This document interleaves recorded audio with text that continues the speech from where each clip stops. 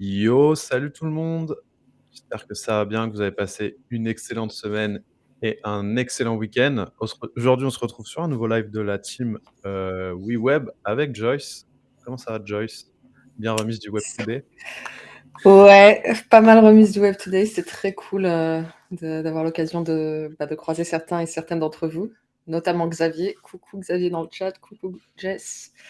Coucou Jess, coucou les autres. Je vois qu'il y a du Un monde, jour, n'hésitez pas. un jour, on rencontrera Jess pour de vrai. Salut Salut Tanguy. Tanguy.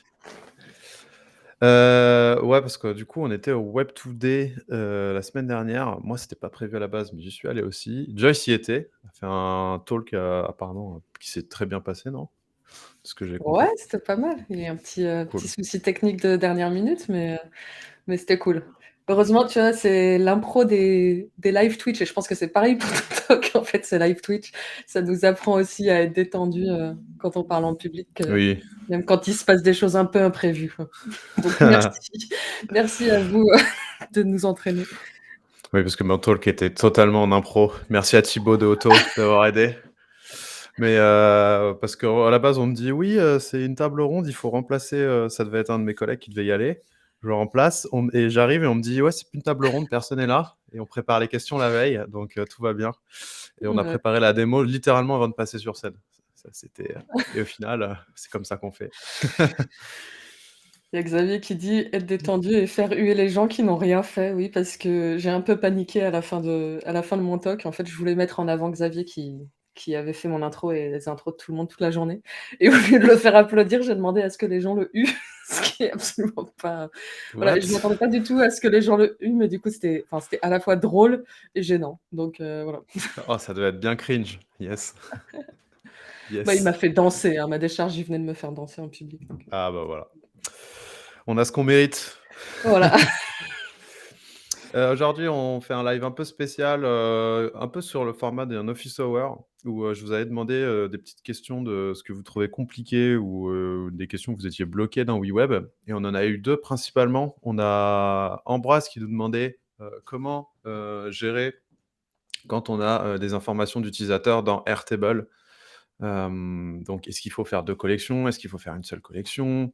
Est-ce qu'il faut mettre en cache? Vous allez voir que la réponse c'est: ça dépend, tout est viable, mais globalement, ne pas utiliser Airtable pour ses utilisateurs, c'est mieux. Et la deuxième chose, c'est qu'on ira sur Chart.js pour, faire des petits charts. Je me suis amusé ce matin pour vous montrer un peu comment comprendre leur documentation pour, pouvoir faire vos charts, de manière avancée et on va voir que globalement, en plus, ça se prête assez bien à WeWeb parce qu'on se veut être assez proche des librairies qu'on utilise. Donc, c'est plus d'apprendre à utiliser la documentation, hem, des outils et accessoirement, ça nous a donné des idées ce matin pour peut-être améliorer tout ce process. Tu as poussé quelques questions au cas où, Xavier, sur, Ouais, Slack? Parce que je les ai pas sur vues. Slack, ouais. Ouais. Je Oui, vais mais te quand? demander il y a 1 heure. Il y a 1 heure? Ah bah, voilà, bah, j'ai pas vu. Tu étais en train de manger. Mais Mais on tu les verra as si mis dans on le a le temps de thread? répondre à ça. Non, elles sont vraiment dans le channel Slack, WeWeb, pas Ah en OK, bah, on pas en verra si thread, on ouais. a si Ouais. on a le temps de les voir. Hop là, chut. Hop! Alors attendez, je vous passe sur l'autre écran. Je partage mon écran. Hop, hop, hop, hop. Ça fait beaucoup de hop. Et voilà. Est-ce que vous voyez bien mon écran? Je vais zoomer un peu et je vais Ça donne mettre bien. mon petit curseur pro pour que vous voyez où je clique, hop là. Alors normalement là, je suis logué. Oui, voilà, je suis logué. Donc là, ce que j'ai fait, c'est que j'ai créé un projet avec l'authentification WeWeb pour pas me prendre la tête, donc la WeWeb Auth. Mais ça marcherait globalement avec n'importe quel service d'authentification, hein, donc que ce soit Xano, Supabase, Auth0, ce que vous voulez. Et en fait, l'idée, c'est de montrer comment faire quand on a un système d'authentification plus des utilisateurs dans Airtable. Donc ce que j'ai fait, c'est que j'ai une base Airtable. Pareil, je vais zoomer un peu. Avec, des utilisateurs pris totalement au hasard. D'ailleurs, les emails sont pas les bons, hein, donc commencez pas à spammer les gens, à part les nôtres. De toute façon, normalement, c'est pas les bons.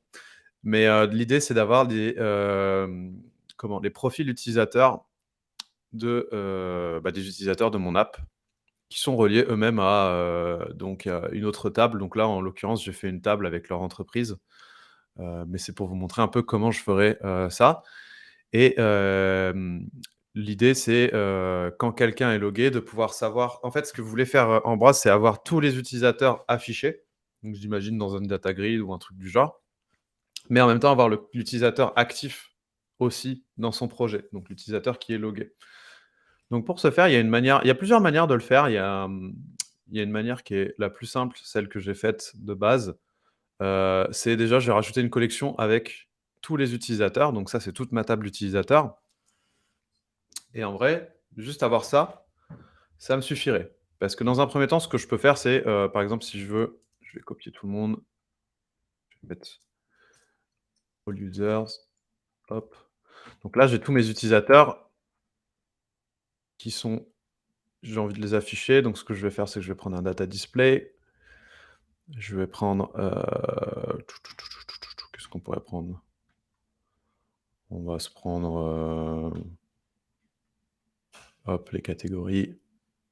Là, je le fais pas pour le design, de toute façon, c'est plus pour vous montrer. Je vais le binder à ma collection. Hop et là, je vais vous mettre les noms, donc typiquement les emails ou plutôt les noms. Hop, c'est mieux. Hop, name. On va se mettre une petite image pour qu'on voit nos têtes.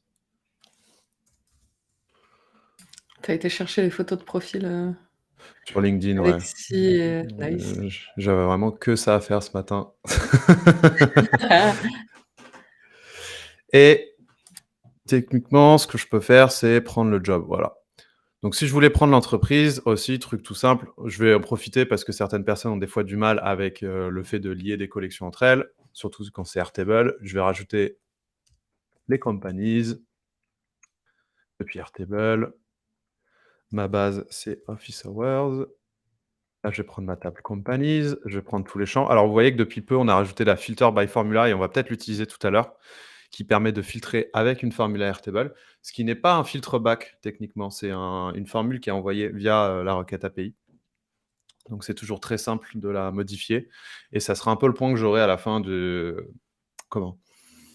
De l'utilisation d'Airtable, c'est que quelle que soit la manière dont vous utilisez Airtable, c'est pas sécurisé. Si vous avez de la donnée, par exemple utilisateur ou de la donnée, de la donnée privée parce que de toute façon Airtable, on peut tout récupérer si on veut, hein. Il y a vraiment, aucun moyen de le sécuriser.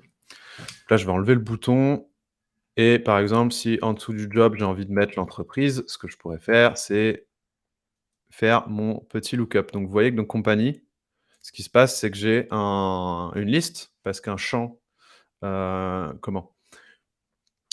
champ, link dans Airtable, c'est toujours une liste, même si vous permettez de lier uniquement à un seul champ, ça reste une liste avec un seul ID. Donc ce qui se passe, c'est que là, Airtable stocke l'ID de WeWeb, l'ID de Xano, l'ID de contournement dans une liste. Et s'il y en avait plusieurs, j'aurais plusieurs ID. Donc ce que je peux faire, c'est faire naturellement un lookup où je vais lui dire dans ma collection companies, tu vas me chercher le company ID et là, je vais préciser que c'est bien le champ ID et je me suis trompé de sens parce que c'est d'abord l'élément qu'on recherche et ensuite la, la liste. Et Mmh, là, vous voyez que j'ai bien tout mon peut-être record. hover sur le lookup pour montrer justement que le tooltip qui montre, les arguments dont on a besoin et typiquement le deuxième argument c'est un array, c'est pour ça que tu as été choper le point data quoi. Ouais, pour Ouais. avoir toute la donnée, pour pas avoir la métadata. Parce qu'en gros, quand vous avez une collection, la donnée, elle est dans une liste qui s'appelle data et ça, c'est de la métadata que nous, on rajoute pour vous dire, bah, par exemple, il y a un total de 3 éléments, est-ce que la collection est en train de fetcher ou non et ainsi de suite. Et si vous avez vraiment besoin de vous baser uniquement sur la donnée, bah, il faut aller dans point data, qui est une liste. Parce que ça, techniquement, c'est un objet, une collection, avec dedans une clé data qui est une liste. Et l'avantage de faire ça, c'est que maintenant je peux faire un get key value Donc prendre une clé et je vais lui demander la clé, j'imagine que c'était name, je crois. Uniquement le nom de l'entreprise, voilà. Là, j'ai le nom de la boîte. Il y a Xavier qui demande si tu peux agrandir un tout petit peu. Enfin, faut que Alors là, zoomer un je peu. vais avoir du mal avec l'interface, je vais planquer ça. Mais ouais, OK. OK, donc là, j'ai tous mes utilisateurs. Ce que je vais faire, c'est que je vais rajouter de la marge pour vous montrer, heu, pour bien qu'on sépare tout ça. Donc là, j'ai tous mes utilisateurs. Là, ce que je veux, c'est afficher l'utilisateur qui est actuellement connecté. J'ai plusieurs moyens de le faire. La manière la plus simple, ce serait justement de faire un lookup sur ma collection d'utilisateurs. Parce qu'en vrai, ils sont tous là, donc j'ai pas besoin de les recharger. C'était un peu la question d'Ambroise, c'est: «Est-ce que j'ai besoin de faire une deuxième collection ou pas?» Sachant que le problème de faire un lookup, c'est que j'ai vraiment toute la donnée de tous mes utilisateurs qui est chargée quoi qu'il arrive. Mais ça, j'ai envie de dire, en fait, quand on utilise Airtable, ce sera toujours le cas. Parce que Airtable ne permet pas d'avoir des filtres côté back-end. Airtable permet uniquement d'avoir des filtres au niveau de la requête API, mais qui sont très facilement modifiables. Donc si quelqu'un intercepte votre appel API et choisit de changer le filtre, il arrivera à récupérer toute la donnée, parce qu'il n'y a pas de système de protection comme un Xano ou un Supabase où vous pourriez dire, l'utilisateur peut récupérer uniquement son utilisateur actif, ou alors si c'est un admin, il peut récupérer tout, sinon non. Ça, en fait, c'est uniquement géré dans le front, donc de toute façon, Airtable, c'est pas sécurisé. Donc là, si j'avais envie d'afficher l'utilisateur actuel, je vais rajouter un texte, je vais, element, hop, et sous current user, j'aimerais bien, hop, par contre le mettre en dessous. Pourquoi il veut pas? Hop là, voilà. Et là, on va mettre email. Ce qu'on va faire, c'est qu'on va faire aussi un lookup. Et vous voyez que dans mon utilisateur actif, typiquement, je peux faire un lookup sur un champ qui existe aussi dans mon Airtable. Donc là, ce serait l'email. Alors, normalement, en best practice, il vaudrait mieux avoir les ID. Vous voyez les ID uniques ici dans ma base Airtable. Là, j'ai pas pris le temps de tous les recopier. Pourquoi? Parce que si un utilisateur change d'email, vous aurez plus le même, email entre chaque base. Donc, vous n'arriverez plus à faire le lookup. Donc normalement, ce qu'il vaut mieux faire, c'est, stocker l'ID de votre, système d'authentification. Donc que ce soit Xano, Supabase ou eWeb, ils vous donnent tous un ID unique et vaudrait mieux faire le lookup là-dessus. Là, je vais le faire sur l'email juste pour la démo et je vais prendre mes utilisateurs et pareil, je vais lui dire que là, par contre, c'est l'email. Email undefined, pourquoi? On va voir si je fais ça. Lookup, ah oui, parce que c'est avec un Et une E majuscule majuscule, peut-être? ouais, voilà, dans mon Airtable. Donc là, vous voyez que j'ai tout mon utilisateur. Je peux faire un get key value. Et là, je vais lui dire de me donner uniquement, l'email justement. Je vais utiliser la concaténation pour mettre email 2 points et plus. Attends, j'ai pas compris pourquoi tu as fait un get key value là.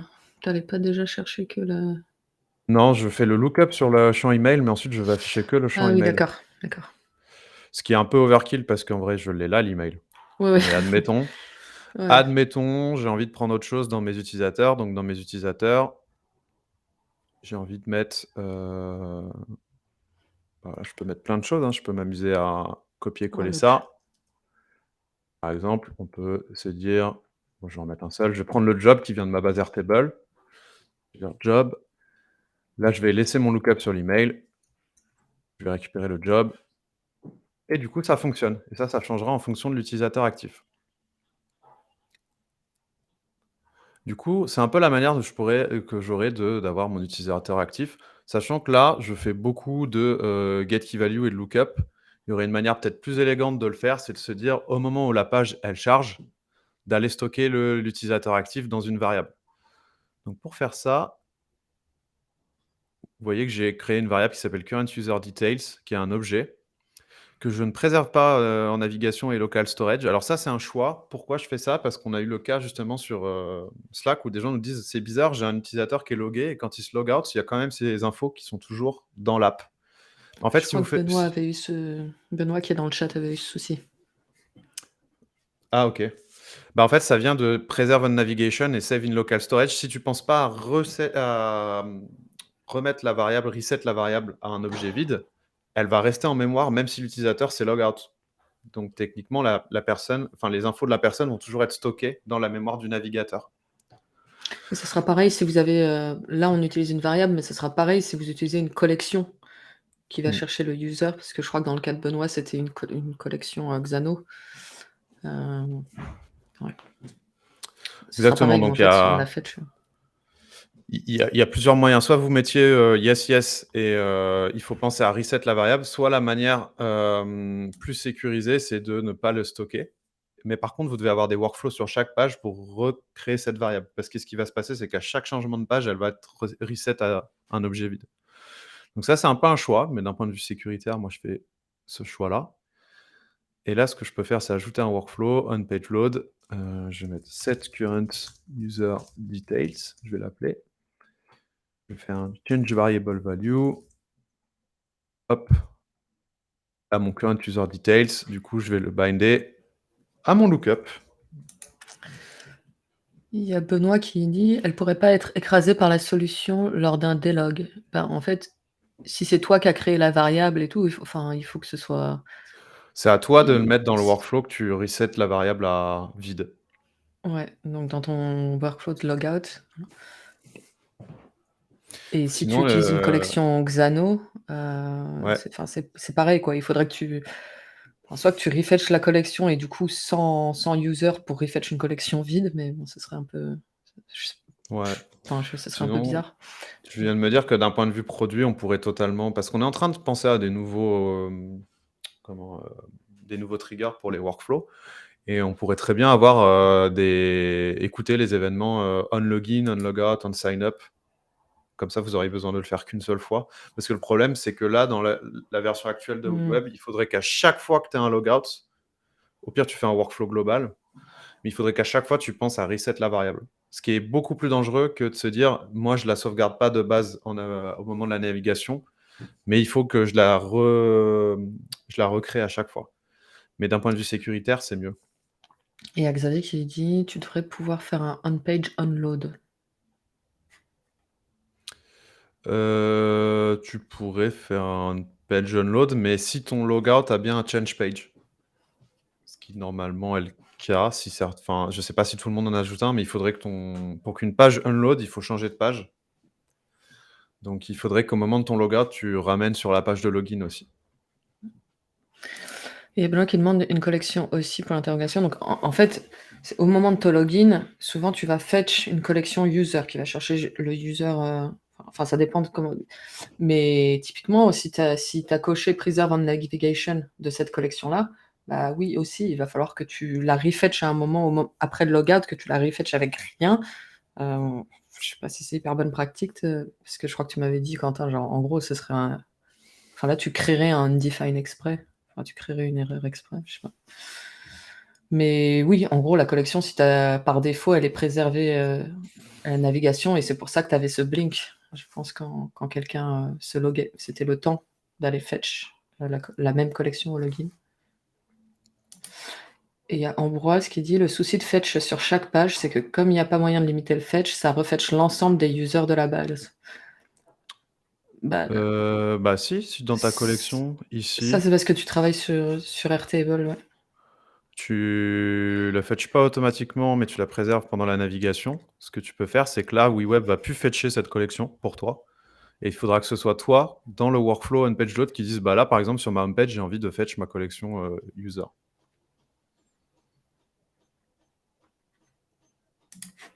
Automatiquement, il va faire ce que va faire WeWeb, c'est qu'il va le faire à chaque page, ouais. Mais Mmh. du coup, ça peut s'enlever. Et du coup, il y a Prince qui dit: «Est-ce valable si on utilise le plugin DOS?» Est-ce que quoi est valable? Yes, je suis pas sûr d'avoir compris. Du coup, en attendant, je vous montre juste, bah Pardon, juste deux ouais, secondes, vas-y. parce qu'en fait, l'action logout, quel que soit le plugin d'authent, ce que ça va faire, c'est que ça va effacer le cookie d'authentification du navigateur de l'utilisateur. Donc Mmh. l'utilisateur sera plus authentifié. Et après, si dans votre workflow, vous avez rajouté un change page, ça changera de page. Si vous avez rajouté une action pour reset les variables, ça fera ça. Enfin, mais l'action elle-même logout, ce qu'elle fait, c'est qu'elle supprime le cookie d'attente. Ouais. Elle C'est ce qui fait d'ailleurs que vous pouvez rester sur une page où il faut techniquement être authentifié. Et c'est la même chose que quand vous rajoutez, par exemple, vous savez, le OAuth avec Google ou LinkedIn, le fait qu'il faut avoir une page blanche intermédiaire, c'est que, en fait, le fait de le rajouter ou enlever un cookie, le navigateur, il va pas réagir à ça. Il va réagir seulement quand il devra charger une nouvelle page et aux prochains appels API. Donc, ce qui fait que si vous avez un cookie qui est arrivé, qui est généré ou qui est supprimé pendant que quelqu'un regarde une page, ça va rien changer à cette page sur le moment. C'est à vous de dire, moi je change de page, comme ça le navigateur va prendre en compte le fait qu'il n'y ait plus de cookie ou qu'il y ait un cookie. Et ça, c'est un comportement classique des navigateurs. En fait, eux, ils regardent les cookies au moment de générer une page, ils ne le regardent pas pendant. Alors, Ambroise dit pour filtrer sur Airtable en dynamique, il y a filter by formula qui est possible mais pas intégré dans WeWeb. Alors si, c'est intégré dans Si WeWeb. c'est On intégré, l'a vu au début du live, mais ce que Quentin expliquait, c'est que c'est là. ça n'en reste pas moins. C'est pas un vrai filtre back-end parce qu'en fait, on peut deviner assez facilement. Enfin, il suffit de changer la formule en fait pour pouvoir accéder au reste de Oui, la base voilà. Airtable. Donc, T'enlèves la formule, t'as tout. c'est c'est pas hyper sécurisé quoi. C'est un peu mieux que rien, mais c'est pas très sécurisé.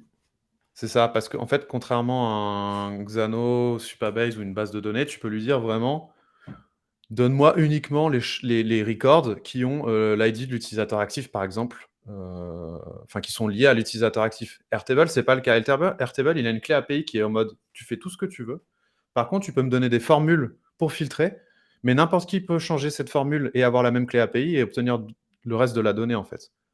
Et comme en plus, c'est des formules qui sont exactement les mêmes que celles que tu utilises dans l'éditeur d'Airtable, tout le monde les connaît. Donc, si quelqu'un regarde ta requête API et change la formule, voire l'enlève complètement, il peut récupérer tout ce qu'il veut. Et on l'a ici, en fait, j'allais en parler juste après. C'est une Oui, autre manière de filtrer. et Ambroise demande si ça a été rajouté récemment. Oui, ça a été rajouté récemment. Effectivement, ça n'existait pas il y a Ouais, 2 il y a mois. quelques semaines, je crois. Mais oui, Ouais. il y a pas il y a 2 mois. Donc du coup, là, j'ai stocké mon current user, details dans ma variable et maintenant ce que je peux faire, c'est, virer mon pas mon getKeyValue, j'en ai toujours besoin. Mais, quoique, je peux aller même encore plus vite. C'est prendre directement le mail, parce que là, dans mes variables, j'ai mon utilisateur actif qui est là, donc je vais prendre l'email et là, je vais prendre le job. Hop là. Hop et le job. Donc ça marche aussi. Donc là, j'ai toujours une collection avec tout le monde. Le fait est que l'autre solution, bah, justement, ce serait le filter par formula. Alors, il y a aussi les filtres front, je ne vais pas le montrer parce que ça change vraiment rien, c'est exactement la même chose qu'on a fait avec le lookup, mais vous pouvez le faire au niveau de la collection, ici. Le fait est que le faire au niveau de la collection, ça ferait qu'ici, ça serait filtré. Je vais quand même vous le montrer, tiens, juste par, acquis de conscience, mais si par exemple je dis, l'email, c'est l'email de l'utilisateur qui est connecté. Hop. Là, j'ai un problème si je fais ça, voilà, c'est que j'ai vraiment que mon utilisateur affiché ici, j'ai pas tous mes users. Et encore une fois, ça, c'est pas sécurisé. La donnée, elle est visible dans le navigateur, quoi. Donc Exactement, là, on ce l'a que je vais déjà faire, c'est que je montré, vais enfin Flo a fait on en a hop, déjà parlé sur plusieurs lives et Flo a fait un live dédié à ça. Mais, je sais pas si on voit ici, je vais zoomer un peu dans mon on voit pas très bien. DevTools. Voilà, donc là, vous voyez, On j'ai voit mieux bien que tous dans mes ma conf utilisateurs. de Web2Day, en revanche. Mais là, j'ai bien tous mes utilisateurs qui sont chargés. Donc, pas ouf. Et ça marche plus dans ton use case tu veux quand même voir tous tes utilisateurs. Ouais. Après, c'est une manière assez rapide et simple de le faire.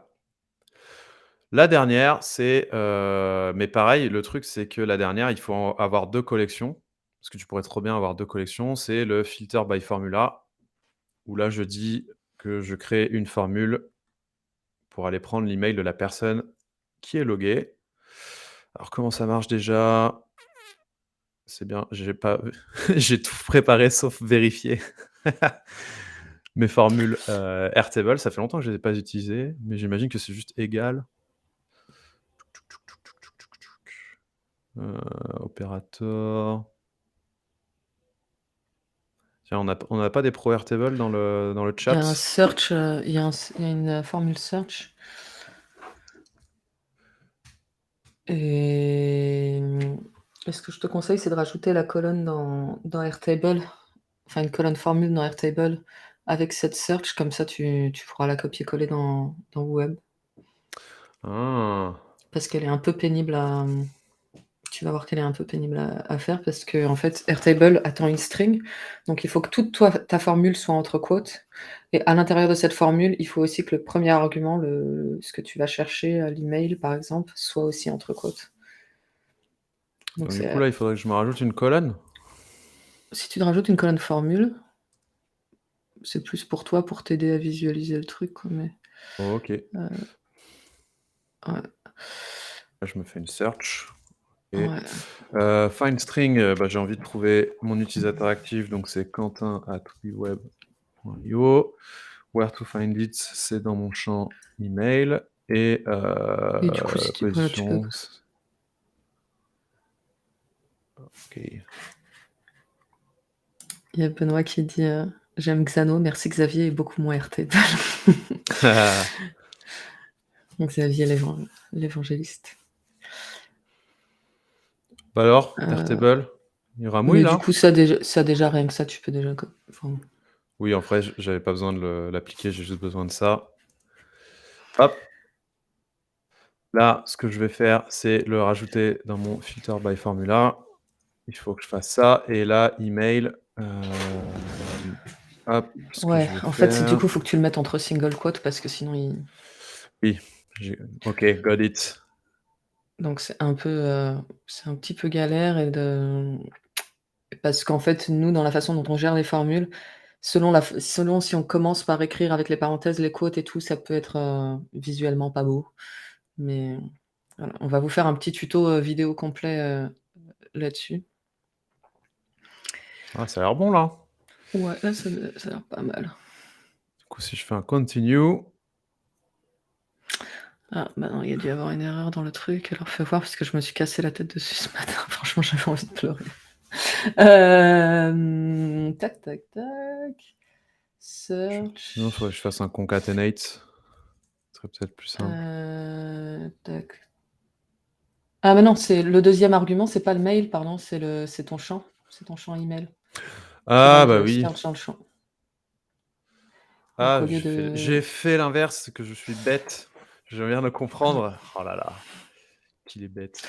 et ouais, Ambroise dit: «Vaut mieux utiliser les backticks dans ce cas» et je suis entièrement d'accord avec les backticks, c'est un petit peu plus visuel dans notre éditeur de formules, carrément. Oui, je suis un gogolito, c'est pas grave. Hop là! C'est l'inverse que je voulais faire. C'est ça du coup, tu me mets des backticks, tu me fais un plus plus, hop, hop et là tu me mets le mail de l'utilisateur. Voilà, Voilà ça devrait être pas mal. et là du coup, j'ai bien que mon utilisateur, donc j'ai le même problème qu'avant, c'est qu'il y a que moi. Donc il te faudrait une deuxième collection, qui n'est pas filtrée et l'autre problème, c'est que, bah, je vais vous remontrer ça dans le network. En fait, je sais plus où est. Voilà. En fait, ici, vous avez un truc qui est, un fetch et vous avez quand même la formule avec le search. Donc vous voyez, vraiment, on comprend. Quelqu'un qui connaît Airtable et qui connaît les appels API comprend qu'en fait, là, il y a un search dans Airtable et tu as juste à changer ce mail par un autre pour, obtenir de la donnée, heu, obtenir une autre donnée, en fait. Hop, je vais rouvrir. Donc c'est Et tout simple à reverse engineer, c'est hyper simple à craquer et le fait est qu'en fait, le problème désolé Ambroise, je réponds à ta question, sans y répondre, c'est que quelle que soit la technique, même si moi je pense que je préférerais celle que j'ai utilisée au début de la variable, parce qu'en fait, tu charges qu'une seule fois ta collection, c'est plus efficient. C'est que Airtable n'est pas fait pour stocker de la donnée, hem, qui, qui comment? Qui est privée ou qui est amenée à être sécurisée parce que c'est leur API qui ne le permet pas de toute façon. et Ambroise disait un peu plus haut que la seule manière de faire du Airtable sécurisé avec WeWeb, ce serait d'être en plan scale avec un mode cached. Qu'est-ce que tu en penses? Bah, le mode cache, le truc, c'est que c'est pas plus sécurisé parce que c'est une copie de ta base Airtable. Ce que ça va éviter, c'est que ça va éviter des appels d'API vers Airtable, donc tu vas gagner, en efficience. Par contre, le fait est que, par exemple, si tu utilises une base cached, une collection cached sur ton current user, admettons, hop là, j'ai tellement zoomé qu'on comprend plus rien. Hop, je vais juste enlever. Là, je vais, enlever ma formule et je vais récupérer tous mes users. Donc je vais même l'appeler all users. Il y a Ambroise qui dit: «Le mode cache, c'est supposé faire des requêtes depuis le back-end», ou alors Ça fait des j'ai mal requêtes depuis compris. le back-end, depuis notre back-end, mais le truc, c'est que tu vas le mettre à jour tout le temps. Et en fait, c'est une des erreurs que font les gens, c'est que le mode catch, c'est bien quand la donnée change pas tout le temps. Si la donnée, elle change à chaque fois que la personne se log, en fait, ce que tu vas faire, c'est mettre à jour ton cache tout le temps, et ça en revient de toute façon à un rate limit Airtable, ce qui va faire que de toute façon, la donnée, au bout d'un moment, sera plus à jour. Parce qu'en fait, il y a beaucoup de gens qui se disent, tiens, Airtable, il répond trop lentement à mes requêtes API, je vais tout mettre en cache. Par contre, je vais mettre un max d'automation dans mon Airtable ou dans mon appui web pour mettre à jour mon cache. Bah, si vous faites ça, en fait, c'est le back-end de cache qui va aller pinguer Airtable et il va avoir le même problème, c'est qu'il va se prendre des rate limits. Le cache sera jamais à jour. Donc le cache, c'est bien quand vous avez de la donnée qui est typiquement si vous avez des articles de blog, je sais pas, si vous avez de la donnée produit qui change pas tout le temps. Par contre, des utilisateurs, ça change tout le temps. Donc ce que vous allez faire, c'est que vous allez spammer les hooks qui sont les liens pour mettre à jour votre cache. Et en fait, le cache, il va dire à Airtable, donne-moi la donnée mise à jour. Et au lieu que ce soit l'appli web qui se prenne des rate limits de Airtable qui lui disent, bah moi là, t'as fait trop de requêtes, c'est le back-end. Donc ça va revenir exactement au même. Juste, je fais un tout petit aparté parce que Jess demandait ce que c'était qu'un backtick. Un backtick, donc je te demandais sur Mac parce que moi, c'est en dessous du signe, livre sterling. Je sais pas, je sais pas sur PC où il serait, mais c'est juste, en fait, quand on fait des strings en programmation, tu peux faire, des quotes, donc des guillemets avec deux ticks. Tu peux faire avec un seul tick, ça marche aussi, et tu peux faire avec des backticks. Et c'est juste que les backticks sont visuellement un petit peu différents des les ticks singles ont la même C'est ça. forme que les doubles ticks, du coup, J'en mets partout là. ça va être bizarre. Ouais, je sais pas si tu peux zoomer un peu, mais Attends, je te enfin voilà, l'envoie dans le c'est chat. juste non, Ambroise lui a déjà envoyé, mais c'était plus Ah, ok. pour expliquer qu'en fait, je vais essayer de vous trouver un article qui explique comment faire les strings, En en fait, programmation. Quand il y a un texte à l'intérieur d'un texte, c'est un peu ouais. pénible en programmation. Donc, on va essayer de vous trouver une ressource bien. Ce qui est cool avec les backticks, c'est quand tu lui mets du texte entre des backticks, il va garder le retour à la ligne, il va garder les espaces, il va tout garder. En fait, donc on peut lui envoyer des vrais templates voilà, template string, comme dit Virtual Code. Et là, je voulais vous montrer Cache, mais je viens de me rendre compte que mon propre workspace n'a pas accès, j'aurai pas le temps. Mais en gros, dans l'idée, c'est je fais une collection cached, donc restez avec moi, mais ça serait exactement la même chose. Et là, en fait, j'irai sur mes users. Mais le truc, c'est que soit tu le filtres par formula, soit tu fais un lookup dans ta base. Parce que de toute façon, ce que va faire la base cache, c'est qu'elle va prendre toute la table Airtable. Et tu vas pas, en fait, tu peux pas dire à ton cache et uniquement l'utilisateur actif. Parce que là, ce qui va se passer, c'est qu'à chaque fois que l'utilisateur actif va devoir se loguer, tu vas devoir mettre à jour ton cache. Donc ça va prendre énormément de temps. Donc en fait, ça reviendrait au même de dire, bah moi, je mets tous mes users en cache et ensuite, je fais un lookup dans le front. Ce qui est pas forcément, efficient. Parce que là, le fait est que nous, tu as pas l'option, même si c'est en cache, de faire des filtres, il me semble pas que tu puisses faire des filtres back. En gros, on recopie le même fonctionnement que Airtable. C'est juste qu'au lieu d'aller taper ta base Airtable, tu vas taper le cache et du coup, c'est un peu de déplacer le problème. Si tu mets tout le temps à jour ce cache, tu vas te prendre des rate limits de Airtable.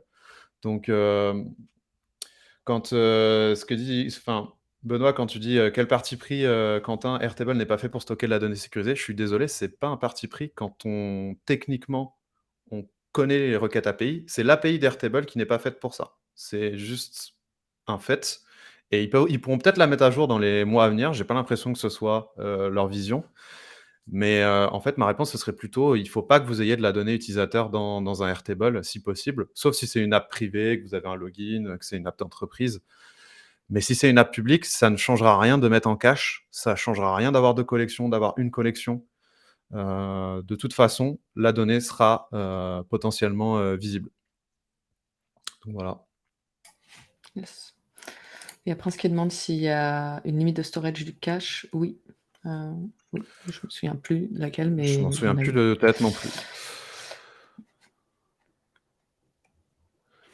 Et Benoît dit, «C'est clair, mais ce n'est pas vraiment dit du plus grand nombre» et ouais, bah, c'est aussi pour ça qu'on fait ces lives, que j'ai fait la conf, au Web Today et Mmh. qu'on a fait le live avec, Flo parce que ouais, c'est quelque chose, sur lequel les gens sont vraiment pas sensibilisés et c'est vraiment dommage. Ouais. Ouais, non, c'est, Xavier, pour résumer, passer de Airtable à Xano ou Supabase. Airtable, c'est bien si tu as besoin de C'est vrai. choper de la donnée, rapidement, tu vois? Ce qui est cool, c'est que si, par exemple, tu as des users dans un Xano et que tu as quand même des gens business qui mettent de la donnée dans un Airtable, tu peux faire le lien entre les 2. Par contre, si tu as de la donnée de paiement, de la donnée utilisateur, de la donnée de santé et tout, enfin, tout ce genre de choses, il faut pas le mettre dans un Airtable, quoi.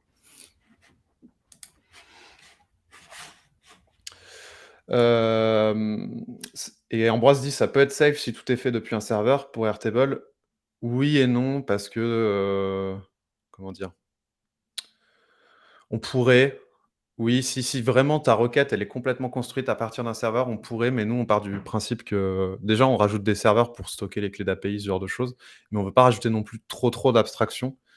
Et le problème, c'est que tu as quand même ce problème de rate limit, comme on disait. C'est qu'au bout d'un moment, même si tu as un serveur, si tu passes ton temps à dire au serveur: «Au fait, donne-moi de la donnée à jour», hem et il faut qu'elle soit à jour instantanément avec la donnée de Airtable, c'est pas possible parce que le serveur va se prendre les rate limits. C'est le problème, par exemple, qu'un stacker. Stacker, ce qu'ils font, c'est qu'ils vont copier toute votre donnée dans leur base à eux aussi. Et en fait, la donnée, elle est mise à jour toutes les 15 minutes, je crois. Et après, vous avez l'autre extrême qui est un softer ou un et autres. Et nous, ce qu'on fait un peu aussi, c'est que de toute façon, on va faire les requêtes via le front, donc tout est techniquement disponible. Et ça, on a beau dire, enfin, là, je mets pas le problème sur Stacker, Softer ou WeWeb, c'est vraiment l'API d'Airtable qui ne permet pas ces choses-là. Et Airtable n'a pas cette vision d'être un back-end sécurisé.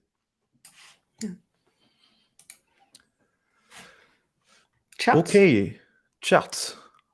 Je me suis amusé tout à l'heure et j'ai eu une idée aussi, c'est que je me suis dit: «On va faire un use case avec de la donnée qui vient aussi d'un Airtable». Je vais encore vous zoomer plus parce qu'on voit rien. Et en fait, je vais reprendre l'exemple un peu de ce qui est, faisable de ce qu'on nous dit dans la doc de Chart.js. Alors le premier truc à faire pour Chart.js, c'est d'aller sur leur site, donc chartjs. Hop, je vais copier l'URL .org si je me souviens bien. Je vais regarder, ouais voilà, .org et d'aller sur leur doc.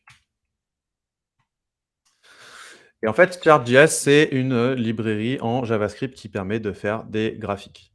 Et typiquement, ils ont un très bon Getting Started où ils vous expliquent un peu les concepts de la librairie. Alors, le fait de créer un chart, on s'en fiche parce que WeWeb, en fait, le permet via les plugins. Par contre, ils vont vous expliquer ensuite quel élément attend la librairie.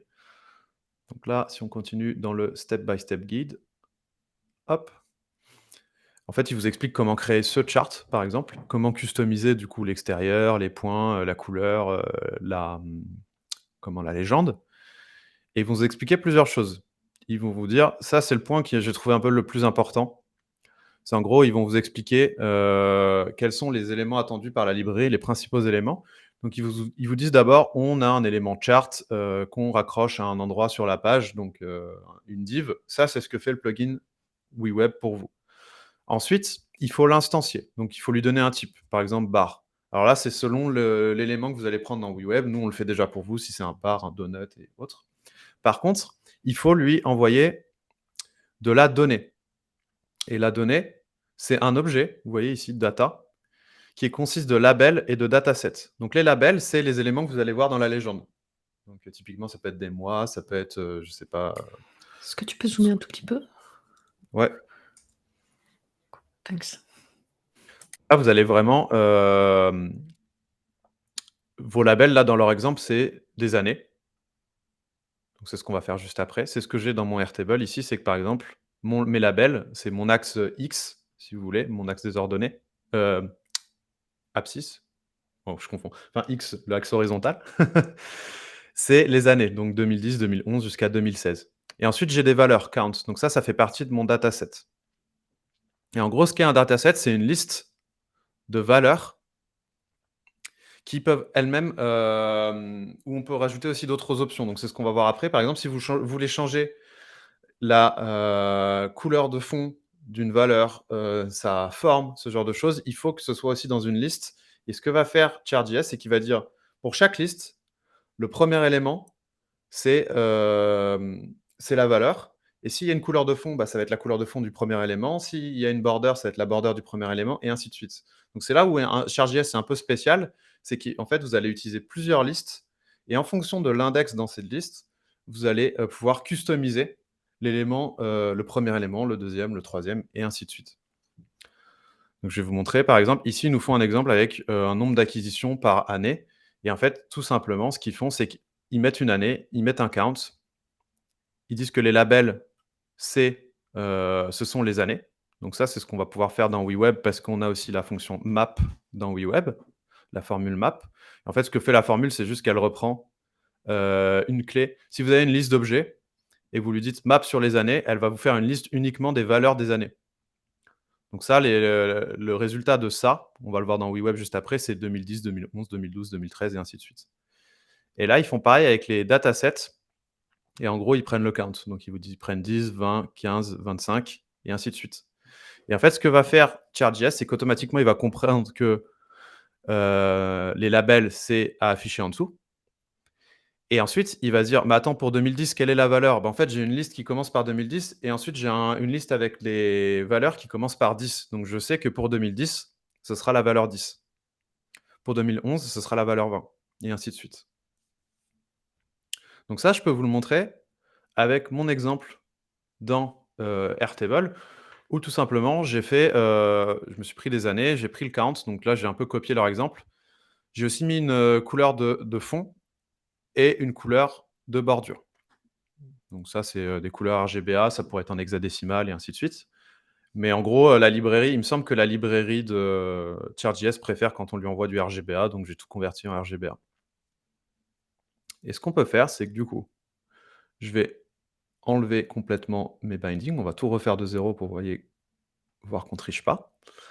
Donc là, ce que j'ai fait, c'est que j'ai rajouté mon Je savais plugin. pas qu'on pouvait supprimer en cliquant sur les flags. Ah, quand même. À On chaque fois, apprend je tous les rentre jours. dedans et j'unbind. Ah, le boulet. Du coup, j'ai rajouté mon plugin Chart.js et je peux rajouter mes composants. Donc, vous voyez, ils sont ici. Et là, en fait, j'ai les différents types. Donc, la barre, donut, line, et ainsi de suite. Là, j'ai utilisé le bar chart. Je ne sais pas si on aura le temps de tous les voir, parce qu'il est déjà 46 et on pourra continuer pour un prochain live. Mais on va le faire avec le bar chart. Donc, le bar chart, par défaut, on lui met de la donnée, de la fausse donnée. Donc, vous voyez, on s'est fait plaisir avec Star Wars. Bref, ça ne nous sert pas à grand-chose. Et ce qu'on va faire, c'est qu'on va aller dans les settings. Et vous avez un mode guided où vous lui passez uniquement de la donnée. Et ensuite, ce que va faire WeWeb, c'est qu'à partir de cette donnée, il va essayer de vous donner des options classiques de Chart.js pour que vous puissiez le faire de manière no-code, on va dire. Mais ça a ses limites. Donc là, si par exemple, je lui dis, moi, ma donnée, c'est du coup, dans ma collection Chart Data, c'est uniquement les. Alors oui, même ce qu'il faut faire quand c'est guided, c'est ce que j'avais pas compris au début, c'est qu'il faut lui donner justement le label et la valeur en même temps. Donc ce qu'il faudrait que je fasse, c'est un create object avec en label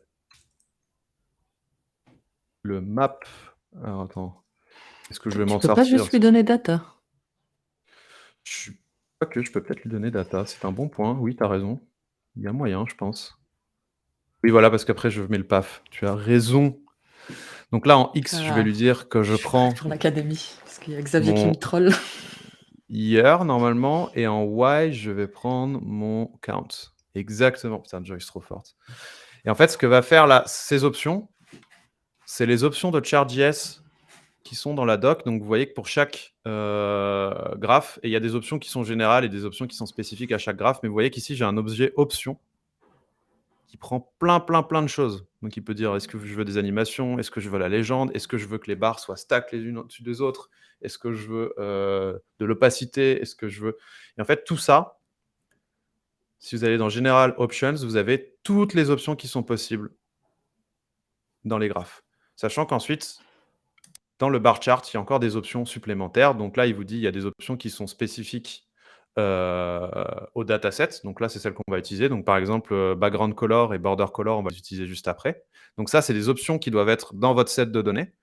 Versus, vous avez des options qui sont tout à la fin, si je me souviens bien. Non, c'est celles d'ailleurs qui sont là, pardon. Ça, c'est les options au niveau du graphe. Donc ça, c'est global au graphe. C'est pour lui dire, par exemple, je veux une légende ou j'en veux pas. Attends, j'ai pas compris. Versus, T'as des options niveau tu as des graphe et options des qui sont options... spécifiques au graphe, tu as des options qui sont spécifiques à ton set de données. Par Ah, exemple, ok. si tu veux que ta donnée elle ait une couleur spécifique au premier point et que c'est une autre couleur au deuxième point, il faut que tu envoies les options des couleurs dans ton set de données. Comme Ok, ça, donc il faut qu'il ChartJS soit peut dans data. rematcher. Et dans dataset, ouais. Ouais, ok. Alors que si tu veux changer l'animation, par exemple, ou la légende de ton graphe, c'est des options, c'est un objet option qui est spécifique à ton graphe. Tu n'as pas besoin de le mettre dans ta donnée. Ok. Et du coup, si je retourne sur WeWeb, donc vous voyez que là, en fait, c'est les options classiques, dont qu'est-ce que vous mettez en X, est-ce qu'on met l'ordre par X ou Y. Donc ça, pareil, ce serait, sinon je le mettrais en option dans mon objet option. Est-ce que je mets les valeurs nulles? Est-ce que je compte? Est-ce que je fais un summary? Donc ça, c'est un peu, c'est que les gens qui ont déjà fait des tableaux croisés dynamiques dans Excel, c'est un peu la même chose. C'est est-ce que vous voulez compter les valeurs uniques versus est-ce que vous voulez la valeur telle quelle? Est-ce que vous voulez faire des group by? Et là, les couleurs, tout simplement, on peut les changer. D'ailleurs, elles sont toutes en rouge parce que c'est toute la même. C'est bizarre. Ouais, c'est parce que c'est toute la même valeur. Mais en gros, là, ce serait pour changer les couleurs à la main. Si vous avez, par exemple, un deuxième set de données, il serait en bleu.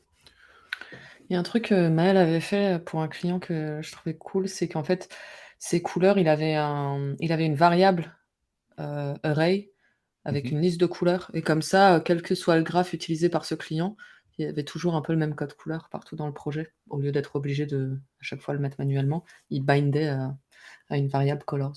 Ce que j'avais trouvé malin. Yes, carrément. Alors moi, je t'avoue qu'après avoir lu la doc, j'ai fait mon classique. Et d'ailleurs, parce qu'en fait, les options que vous avez ici sont limitées parce qu'on ne peut pas toutes les mettre, parce que le plugin change, la librairie change très souvent. Et ce que j'invite plus à faire, c'est lire la librairie de ChartJS et passer en mode Advanced, qui fait Ouais, c'est peut-être ce que plus j'allais te peur, demander. Ouais. mais en fait, vous allez vraiment accéder au label, au dataset et aux options telles que l'API les attend. Donc là, vous pouvez tout changer. Ça, D'ailleurs, c'est il y a très Xavier qui pratique. dit on n'arrive jamais à rester en mode guided.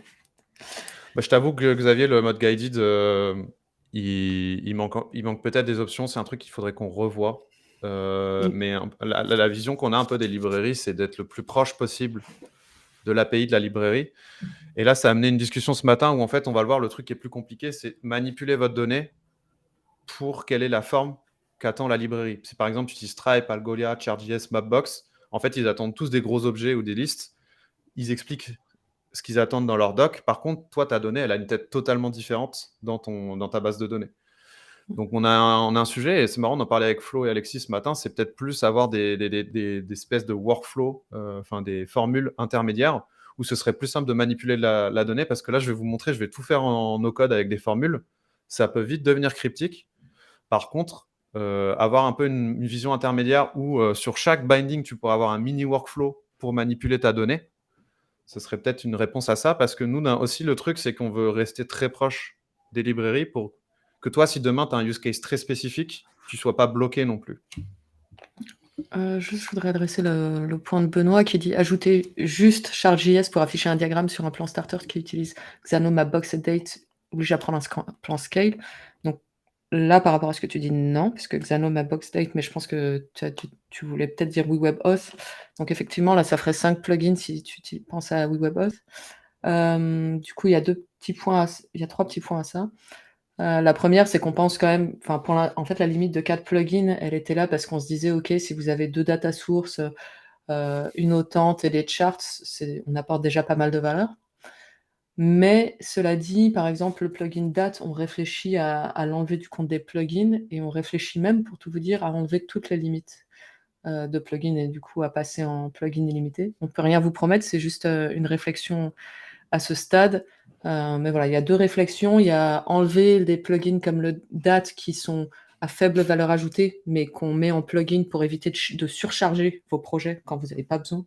Quand vous en avez pardon, quand vous avez pas besoin de la librairie, qui est attachée. Donc on réfléchit Mmh. ça à rendre ces plugins, à pas les compter et on réfléchit même à juste, plus compter les plugins. Moi, je crois que ouais, ça avait été Mais un peu validé de plus compter les plugins, dans quelques semaines. À voir avec, le big boss. ouais, je préfère pas m'engager là-dessus parce que enfin voilà. Pour moi, c'est pas validé, mais en tout cas, enfin ouais, l'objectif étant toujours de vous apporter un maximum de valeur à un prix abordable, quoi. Exactement. Donc à l'étude et n'hésitez pas, en tout cas, à continuer à nous faire des feedbacks sur le pricing. Du coup, là, si je retourne dans ma doc, si je veux refaire mon dataset, j'ai besoin d'avoir mes labels, donc vous voyez qu'ils sont en bas. Donc les labels, c'est tout simplement une liste, avec les Ah, noms. Ouais.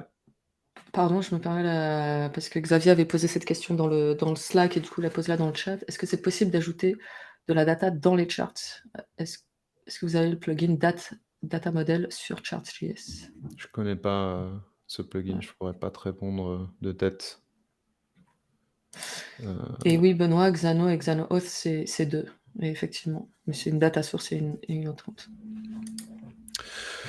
Du coup, pour mes labels, il me faut uniquement meilleur. Donc ce que je vais faire, c'est que je vais prendre ma formule, map.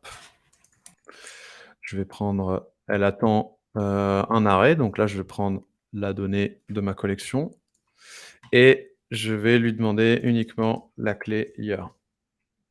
Là, j'ai une liste d'années et vous voyez ce qui s'est déjà passé dans mon graphe, c'est que maintenant j'ai une liste d'années sur mon axe X. Maintenant, on va passer aux datasets, qui est un peu le truc le plus compliqué parce qu'en fait, c'est ce dont je parlais tout à l'heure, c'est, les datasets de, vous voyez ici, de Chart.js. Ils sont assez spéciaux dans le sens où en fait, c'est des listes d'objets. Dans la version simple, ce qu'on fait, c'est qu'on lui envoie juste une liste de données, mais ça peut aussi être des listes d'objets où vous allez expliquer comment doivent être, affichés, chaque élément du graphe, donc que ce soit les barres, les points et ce genre de choses et dedans, vous avez la liste des données, mais par exemple, si vous voulez avoir une couleur différente ici pour chaque, barre, il faut aussi que vous ayez une liste de background color, par exemple. Donc là, on a un exemple qui nous est donné ici. Vous voyez qu'en fait, dans un dataset, et vous pouvez avoir plusieurs datasets, là, il y en a un seul, qui a un label, il a ses données, et vous voyez que pareil, il a des background colors et des border colors. Et ce que va faire Chart.js, c'est qu'il va dire, bon, bah, la première valeur de janvier, c'est 65. Il va avoir la background color, la première background color, donc rouge, et la première border color. Février, c'est 59, deuxième, il va avoir la deuxième et la deuxième. Donc c'est là où c'est un peu spécial, c'est qu'on pourrait s'attendre à ce que, Chart.js attende une liste d'objets avec des clés à chaque fois. En fait, non, il attend carrément un objet avec des listes, c'est l'inverse et il va le faire en fonction de l'index dans chaque liste. Donc c'est là où à partir de mon petit tableau ici, au lieu d'en avoir un tableau, ce que je vais devoir faire, c'est que je vais devoir transformer ça en liste, ça en liste, ça en liste et il va savoir que comme c'est l'élément 0 de chaque liste, ça va ensemble, c'est l'élément 1, ça va ensemble, c'est l'élément 2, ça va ensemble et ainsi de suite. Pour ce faire, je vais dans mes datasets et ce que je vais faire déjà, c'est que je vais, map, donc encore ma donnée. Là, je vais prendre mon count et qu'est-ce que j'ai fait de travers? Attendez, ah oui, parce que c'est un arrêt. Parce qu'en fait, un dataset, là, je m'étais trompé déjà tout à l'heure, c'est que vous voyez les datasets, il peut y en avoir plusieurs. Par exemple, vous pouvez avoir des graphes avec plusieurs barres les unes sur les autres ou l'une à côté de l'autre. Donc les datasets sont eux-mêmes une liste. Donc là, ce qu'il faut que je rajoute, c'est un create array. Là, je le transforme en liste et dedans, ma data, elle doit s'appeler data, donc il faut que je rajoute un create object que je vais appeler data. Et là, je vais hop. Et là, vous voyez que j'ai bien une liste avec ma data. Alors des fois, le problème de ChartJS, c'est qu'il faut recharger sa page parce que quand on le fait bugger et qu'on le recrée, il n'arrive plus, voilà, à s'afficher. Donc il faut juste recharger. Mais là, vous voyez que ça fonctionne. J'ai bien ma data qui est chargée.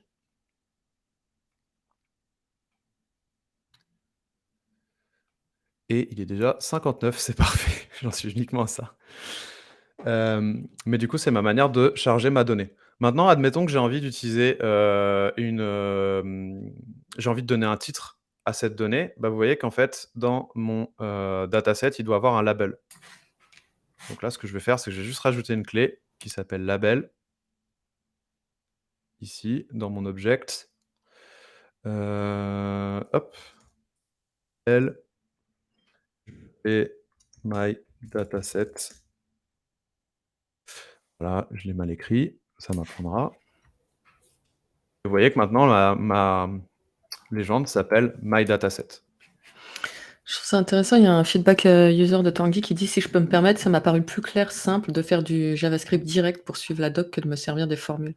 C'est hyper intéressant ce que tu dis et je me demande même si Copilot pourrait pas, parce que c'est vrai que le create array et le create object, c'est pas forcément les 2 formules les plus intuitives.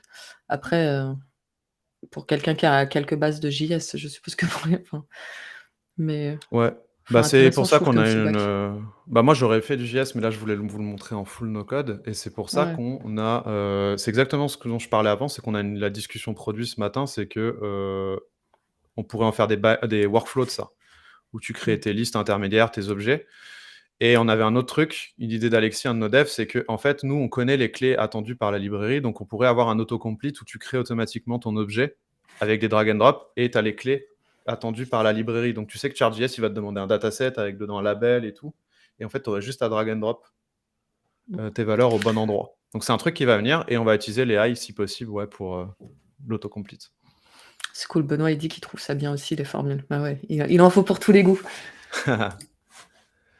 Et si j'ai envie de vous montrer juste parce que c'est quand même un petit wow effect, de rajouter des couleurs de fond, bah, vous voyez que je dois rajouter la background color comme une liste. Donc je vais le faire. Je vais rajouter background color. Et là, c'est de nouveau un map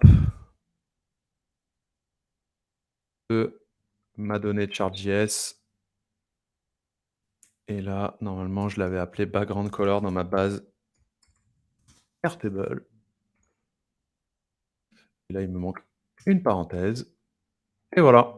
Là, j'ai mes couleurs. Parce que regardez à quoi ressemble mon objet. Il ressemble à celui de la doc. J'ai ma donnée et mes background color. Et j'ai, pour l'index 0, j'ai la couleur qui va avec la valeur 0. Et ainsi de suite. Oui, il y a Tanguy qui dit que pour lui, le problème, c'est que c'est difficile à lire, rapidement et ça, c'est aussi quelque chose sur lequel on travaille, de rendre Ouais. cette partie des formules plus lisible, notamment quand les formules deviennent complexes. Ouais, c'est ça qu'on se disait Mmh. peut-être mettre des étapes intermédiaires ou Mmh. des workflows. Parce que nous, en fait, c'est pas si simple que ça de juste l'indenter et de te l'écrire un peu comme du code avec, tu sais, genre des espaces et tout. On pensait que c'était facile, mais c'est un sujet assez complexe. Donc ouais, peut-être le faire en plusieurs étapes pour un peu découper ta formule, en Ouais. fait. Moi, je le fais souvent avec les formules réutilisables, du coup. Je me fais une petite formule, une petite formule, une petite formule et après j'ai une grosse formule qui est imbriquée. Petite formule réutilisable. Il y a Xavier qui demande si on a le droit à une question bonus ou si c'est trop tard. Tu as le droit à une question bonus. Dépêche-toi, vite, vite. Et NoCode Jess qui dit: «Copilot, c'est la vie». J'en profite pour, partager la ressource que j'ai trouvée. Malheureusement, j'ai trouvé uniquement une ressource en anglais sur les double quotes, single quotes et backticks. Donc je vous la partage en anglais en attendant de trouver un article, qui explique mieux en français. Avec Xavier, là. C'est quoi vos best practices pour gérer les on-change? C'est-à-dire? Alors attends, je vais essayer de l'aider parce que dans NoCode France, il disait: «Quelles sont vos bonnes pratiques pour la gestion des on-change quand on commence à avoir pas mal d'utilisateurs?» Donc tu veux dire non, je sais pas du coup. On-change des champs De dans les page? formulaires? Et on-change de quoi?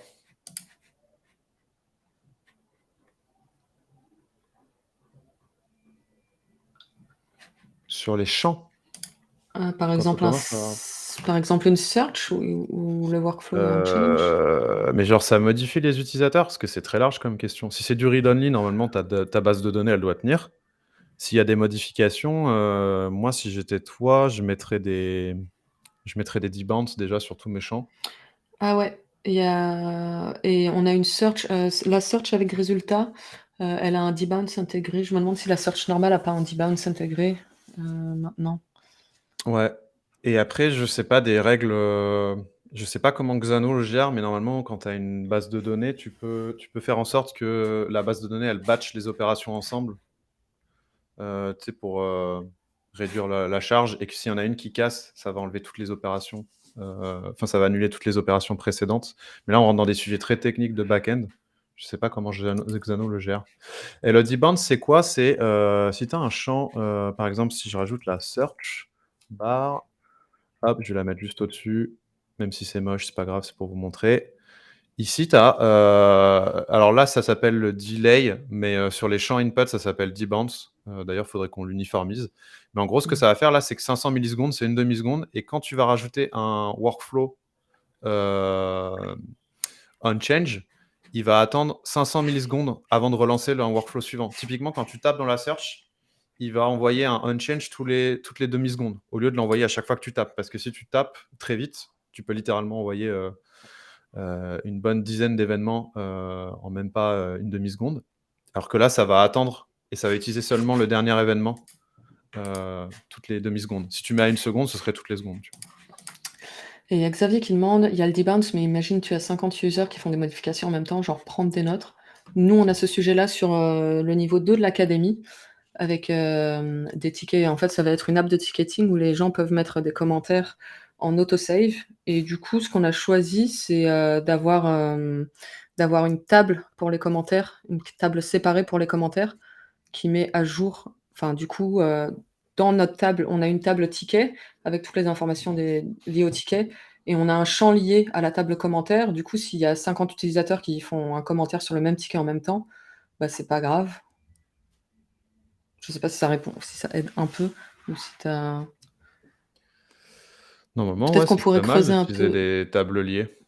Après, si tu as le truc que ta donnée doit toujours être à jour visuellement, c'est un sujet d'optimisation qui peut vite devenir complexe. C'est le problème Ouais. d'Amazon, par exemple, quand tu fais du e-commerce, c'est que si tout le monde achète et que tu dis il reste un objet, bah, tu as plusieurs écoles. C'est soit tu bloques l'achat, soit tu dis il reste un objet et en fait, il y a une erreur et il faut que tu la gères.